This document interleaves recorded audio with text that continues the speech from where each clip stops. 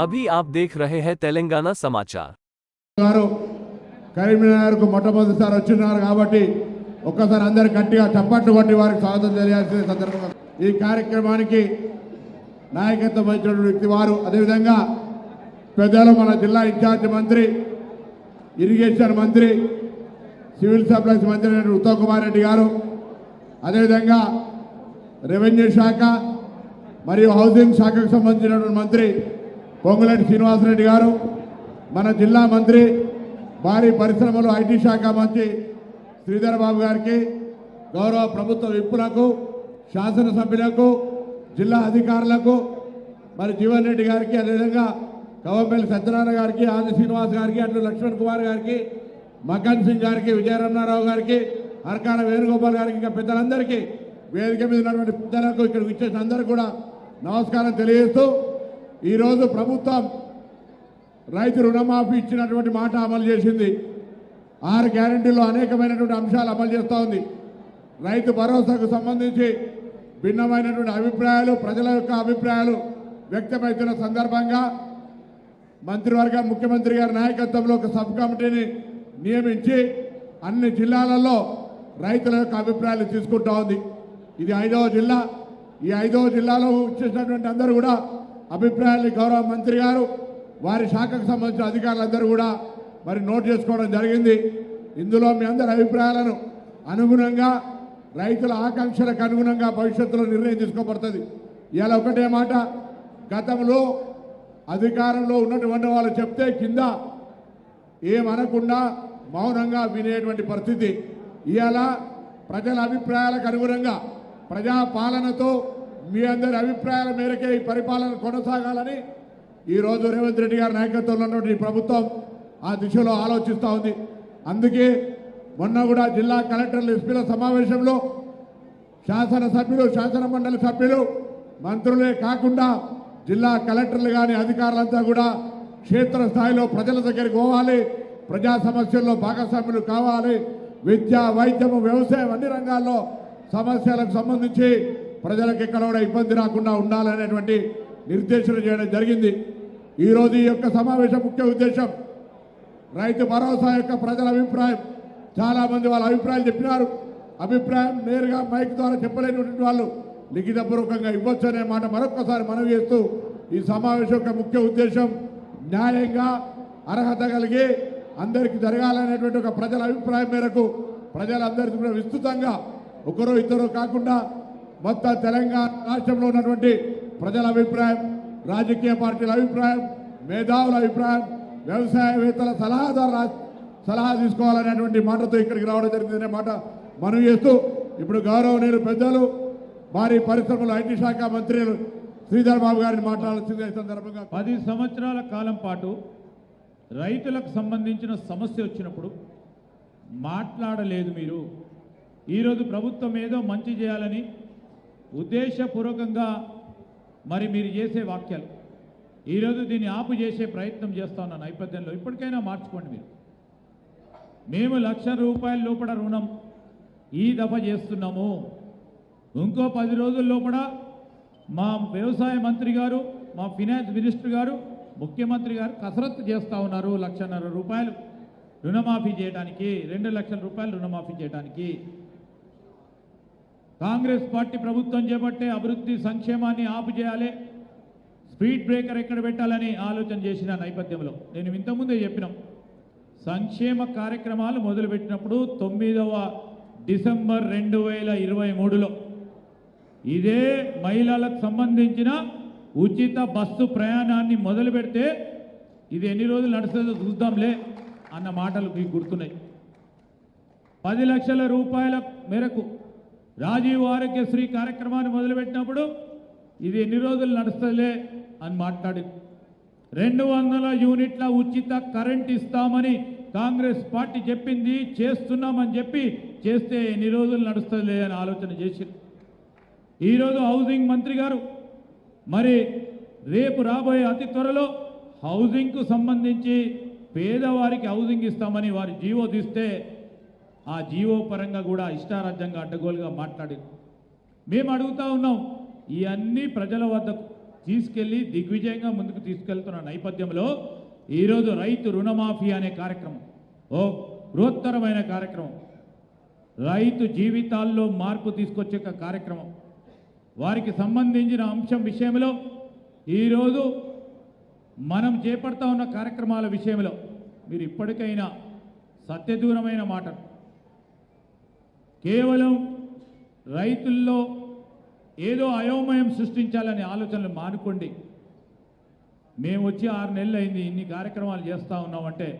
మీరు 10 సంవత్సరాల్లో చేయలేని కార్యక్రమాలు మేము చేస్తున్నామంటే ఏ విధంగా చేస్తూ ఉన్నారని మా దగ్గర నుంచి నేర్చుకుంటే బాగుంటుంది. ఈరోజు మేము ఇప్పుడు కూడా చెప్తా ఉన్నాం, మేము చేసేది ప్రతి పని ఆలోచన మేరకు. ఇచ్చిన 6 గ్యారంటీలతో పాటు వరంగల్లో ఇచ్చిన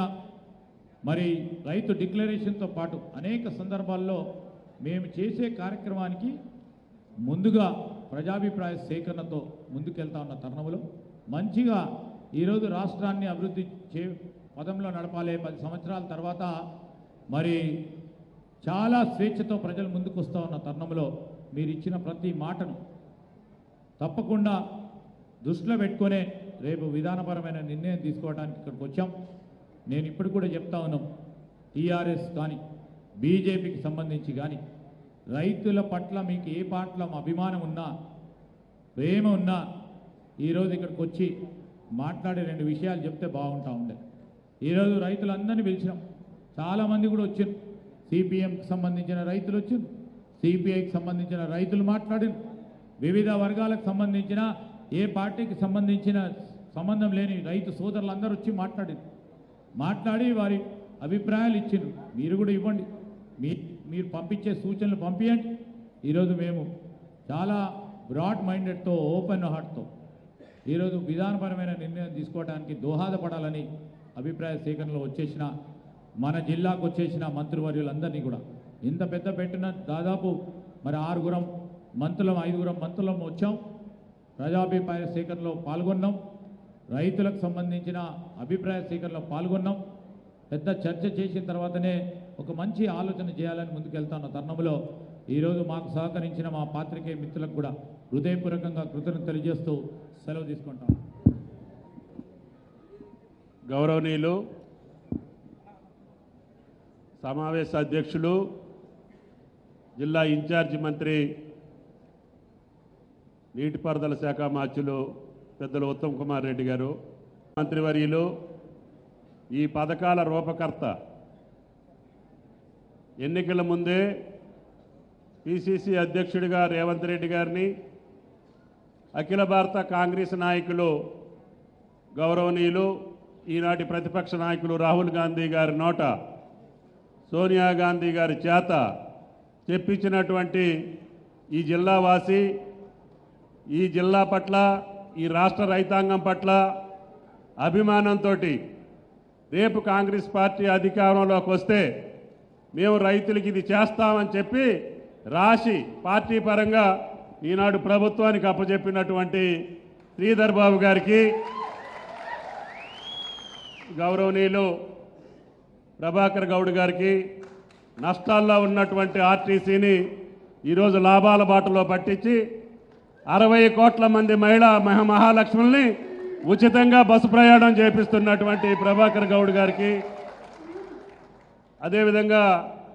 ముఖ్యమంత్రి గారు నిర్ణయించినటువంటి ఉపసంఘంలో రాష్ట్ర రెవెన్యూ శాఖ మార్చులు రైతుకి రెవెన్యూకి ఉన్నటువంటి సంబంధాన్ని దృష్టిలో పెట్టుకొని ఆయన గారు కూడా ఈ కమిటీలో ఉండాలి, తద్వారా రైతాంగ సమస్యలు తెలుసుకొని వాళ్ళ ఆలోచనల ప్రకారంగా చేద్దామని చెప్పి ఈ కమిటీ సభ్యులుగా రాష్ట్ర రెవెన్యూ శాఖ మార్చులుగా వచ్చేసినటువంటి శ్రీనివాసరెడ్డి గారికి, గౌరవనీయులు చీఫ్ విప్ లక్ష్మణ్ గారికి, ఆది శ్రీనివాస్ గారికి, పెద్దలు గౌరవనీయులు నా చిరకాల మిత్రులు, 43 సంవత్సరాలుగా నాకు తెలిసినటువంటి వ్యక్తి, రైతు పక్షపాతి ఎమ్మెల్సీ జీవన్ రెడ్డి గారు, శాసనసభ్యులు సత్యనారాయణ గారు, మకన్ సింగ్ గారు, ఇంకా విజయరమణ లేట్ చేసిండు, ఆయనకి జనానికి క్షమాపణ చెప్పాలి. ఆయన ప్రోగ్రాం వల్ల కొద్దిగా ఆలస్యం అయింది. అది కూడా రైతుల పక్షాన పామాయిల్ ఫ్యాక్టరీ శంకుస్థాపన అని చెప్పి 2-3 ప్రోగ్రాంలు యాడ్ చేయటం మూలాన మీకు సమయానికి రాలేకపోయాం. మళ్ళీ మీరు ఎప్పుడు పిలిస్తే అప్పుడు రావటానికి మేము సిద్ధంగా ఉన్నామని చెప్పి కూడా మీకు ఈ సందర్భంగా మనం చేస్తున్నాం. ఈరోజు కార్యక్రమం మీ అభిప్రాయాలు తెలుసుకోవాలని మీరు చాలామంది చెప్పారు. పండించినటువంటి రైతులకు వచ్చింది, పంటకి అనువుగానటువంటి భూములకి, వీలుగాని భూములకు కూడా మీరు ఆ కాలంలో డబ్బులు ఇచ్చి 25,000 కోట్లు దుర్వినియోగం చేశారు. ఈసారి ఆ రకంగా వద్దు, పండించేటటువంటి రైతుకి ఇవ్వమని చెప్పి ప్రభుత్వ ఆలోచన కూడా అదే. కాకపోతే కాంగ్రెస్ పార్టీ శ్రీధర్ బాబు గారు కౌలు రైతుకు కూడా సాయం చేస్తామని చెప్పారు. ఆ రైతులు మీరు వచ్చినటువంటి వాళ్ళందరూ మీకు ఫామ్స్ ఇచ్చాం, తత్తిమాయన్నీ కిందకో మీదకో అప్పో సప్పో కిందపడి మీదపడి ఈ ప్రభుత్వం చేయటానికి రైతాంగానికి సిద్ధంగా ఉంది. కానీ ఆసామికి కౌలు రైతుకి మరి పండించేది కౌలు రైతు, ఆయనకి రైతు భరోసా ఏ రకంగా ఇవ్వాలో మీరు సూచన చేయాలని చెప్పి చేస్తారని చెప్పి భావించాం. ఎక్కువ మంది చెప్పట్లేదు. కాబట్టి మీరు రాతపూర్వకంగా అయినా సరే మీ మనస్ఫూర్తిగా పండించేటటువంటి కౌలు రైతుకి ఈ రైతు భరోసాలో ఏ రకంగా వెళ్ళాలో ఆలోచన చేయండి. ఒక పెద్ద మనిషి రైతు చెప్పారు, మీరు రైతు భరోసా ఎత్తేయండి, బోనస్ ఇస్తే చాలు, అది కౌలు రైతుకి వెళ్తుంది అని చెప్పి ఒక ఆయన సలహా ఇచ్చారు. అయితే శ్రీధర్ బాబు గారు రాసిన మేనిఫెస్టోను ఇప్పుడు తప్పుకునే పరిస్థితి లేదు మాకు. ఈ సంవత్సరానికి కిందైనా మీదైనా అది చేయాలా ఇది చేయాలి తప్పకుండా చేస్తాం. కానీ భవిష్యత్తులో రైతు స్థిరపడేదాకా, రైతు ఆయన కాళ్ళ మీద ఆయన నిలబడేదాకా ఈ ప్రభుత్వం యొక్క సహాయ సహకారాలు ఉండాలని గౌరవ ముఖ్యమంత్రి గారు, అఖిల భారత కాంగ్రెస్ పార్టీ సోనియా గాంధీ గారు చెప్పినటువంటి మాటకు కట్టుబడి కష్టాల్లో ఉన్నటువంటి ప్రభుత్వం, ఆర్థిక నష్టాల్లో ఉన్నటువంటి ప్రభుత్వాన్ని ఒక పక్కన గాడిని పెడుతూనే అస్తవ్యస్తమైనటువంటి వ్యవస్థల్ని సరిదిద్దుకుంటూనే రైతాంగానికి ముందు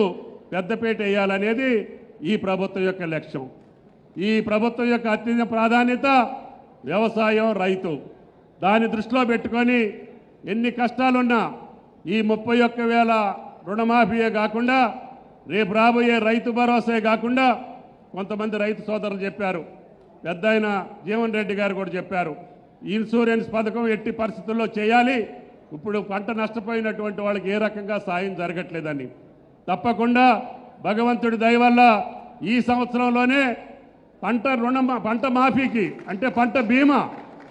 పంట నష్టపోయినటువంటి రైతుకి బీమా వచ్చేటట్టుగా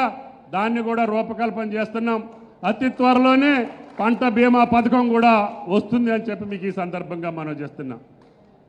మొత్తంగా టెండర్లు కూడా పిలిచాం. వాళ్ళు రైతులకు ఏ రకంగా సహాయం చేయగలుగుతారో, ఏ పంటకి ఎంత చేయగలుగుతారో వాళ్ళ యొక్క ఆలోచన వచ్చిన తర్వాత తప్పకుండా రైతులు కట్టేటటువంటి ప్రీమియం కూడా మేమే కట్టి,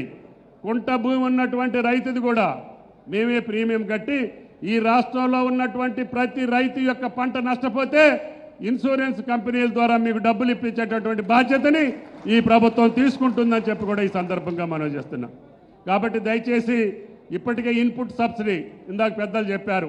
గత 5-6 సంవత్సరాలుగా రైతు బంధు పేరు పెట్టి పంట నష్టపోతే పైసా ఇవ్వకపోతే ముఖ్యమంత్రి గారు కేబినెట్ నిర్ణయించి ఎకరానికి 10,000 ఇవ్వండి అని చెప్పి మొన్న అకాల వర్షాల్లో నష్టపోయిన రైతులకి 10,000 రూపాయల చొప్పున ఇచ్చాం. అదేవిధంగా పచ్చిరొట్ట ఇత్తనాలకు కూడా అప్పు పెట్టి వెళ్ళిపోతే అప్పు కట్టి ఈరోజు పచ్చిరొట్ట ఇత్తనాలు మీ యొక్క భూములు సారవంతం కావటానికి దానికి కూడా సరఫరా చేశాం. అంతేకాకుండా 5 సంవత్సరాలుగా ఆయిల్ ఫామ్కి డ్రిప్ ఇవ్వకపోయినా, మొక్కలేసినటువంటి రైతులకు పైసలు ఇవ్వకపోయినా మొన్న శ్రీధర్ బాబు గారి యొక్క సలహా మేరకి ఈ రాష్ట్రంలో ఉన్నటువంటి పామాయిల్ రైతులందరికీ కూడా సబ్సిడీ అమౌంట్లన్నీ రిలీజ్ చేశాం, డ్రిప్ ఇరిగేషన్ కూడా రిలీజ్ చేశాం. ఈ జిల్లా రైతాంగాన్ని ఒకటే కోరుకుంటున్నాం. కాబట్టి దయచేసి